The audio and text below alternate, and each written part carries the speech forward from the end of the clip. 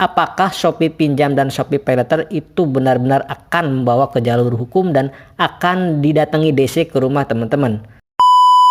Assalamualaikum warahmatullahi wabarakatuh. Di video kali ini kita akan membahas kembali tentang resiko gagal bayar dan telat bayar di Shopee PayLater dan Shopee Pinjam. Saya yakin di antara teman-teman yang mengalami hal serupa dan mendapatkan beberapa ancaman, seperti teman-teman akan dibawa ke jalur hukum, kemudian mendapatkan somasi yang paling terakhir yaitu panggilan surat sidang perdata.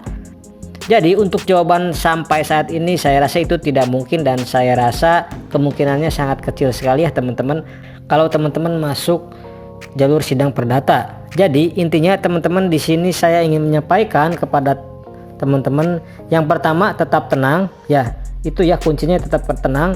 Kemudian yang kedua, jangan gegabah atau gurung gusuh ya.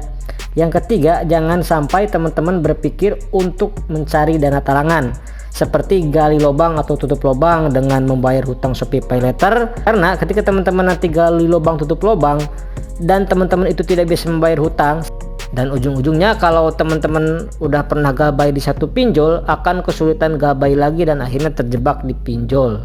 Jadi sekali lagi saya tekankan kepada teman-teman semuanya, jangan sampai hal itu terjadi kepada teman-teman. Ya kalau memang teman-teman itu Shopee PayLaternya ingin membawa ke jalur hukum, saya rasa itu nggak mungkin ya teman-teman, karena prosesnya itu nggak segampang yang teman-teman kira ya. Untuk masalah DC lapangan, Shopee PayLater juga itu masih belum ada di seluruh Indonesia.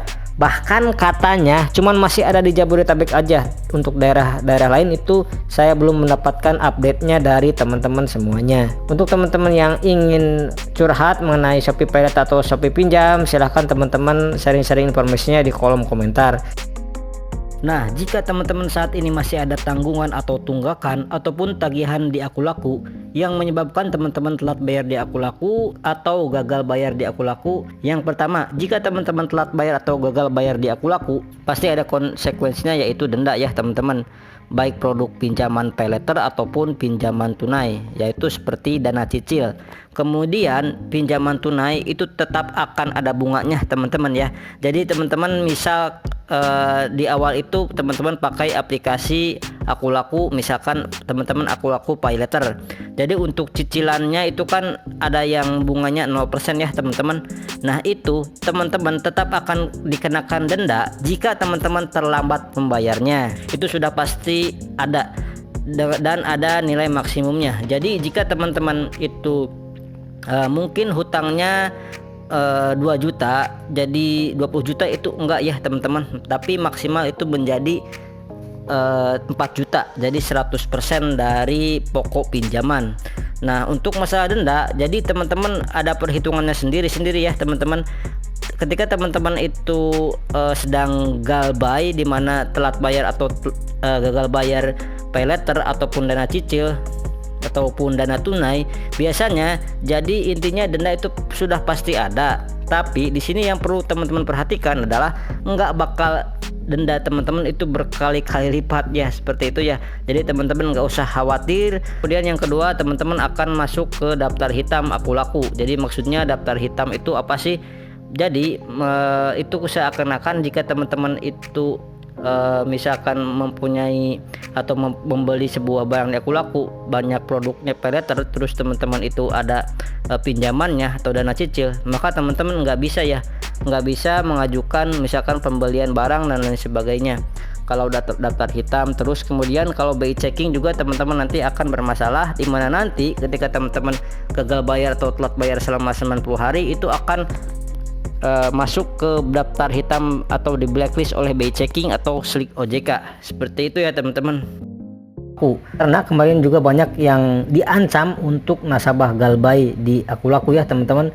Jadi harapan saya dengan menonton video ini, teman-teman yang galbay di Akulaku, ketika teman-teman diberikan ancaman atau diberikan informasi seperti ini, maka teman-teman sudah tidak akan takut lagi ke depannya. Ada beberapa hal atau kasus ya teman-teman, di mana nasabah itu di email atau di WA serta di telepon dan ditakut-takuti dengan pasal 378 KUHP dan 372 KUHP, yaitu pasal penipuan dan penggelapan. Nah, ketika mendengar hal tersebut itu akan ketakutan karena kita agak awam ya dengan pasal-pasal hukum seperti ini. Ya entah mereka mengecek sendiri apa enggak, pasal 378 dan pasal 372 ini isinya apa, tapi yang jelas ini bukan merupakan hal yang harus teman-teman khawatirkan. Kenapa? Karena pinjol itu kan urusannya perdata ya teman-teman, bukan pidana. Kalaupun di sini ada penipuan dan penggelapan, itu kan masuknya ranahnya pidana sebagai template atau format yang disampaikan oleh pinjol untuk menakuti teman-teman yang gagal bayar dan telat bayar di aplikasi Akulaku. Karena itu pasti nggak bakal kejadian ya teman-teman. Intinya ketika teman-teman gagal bayar berapapun atau hutang berapapun, teman-teman nggak bisa bayar ya nggak akan kena pidana ya teman-teman. Karena intinya ketika teman-teman gagal bayar berapapun, hutang berapapun, dan teman-teman nggak bisa bayar, teman-teman nggak akan kena di pidana ya. Nggak masuk karena penggelapan juga bukan masuk ke ranah pencurian ataupun penipuan. Nah, beda ceritanya ketika teman-teman itu menghack aplikasi Akulaku, terus teman-teman mengambil uangnya, terus kalian nggak bisa bayar, ya itu kan masuknya pidana ya teman-teman. Tapi kalau teman-teman ngikutin istilahnya alur ya atau SOP yang berlaku, ya ini nggak bakal kena pasal penipuan. Biasanya para DC atau debt collector ini mempelesetkan arti. Ya teman-teman, jika teman-teman tidak bisa bayar sesuai dengan kesepakatan, yang menganggapnya ini teman-teman kenapa pasal penipuan, padahal kan enggak ya teman-teman, karena memang itu kita tidak benar-benar kita tidak mempunyai uang. Kalau teman-teman nggak ada uang kan itu bukan berarti teman-teman niatnya kabur, bukan teman-teman itu niatnya nipu dan tidak membayar, tapi kan memang kondisi pada saat ini itu kan sedang tidak memungkinkan ya teman-teman.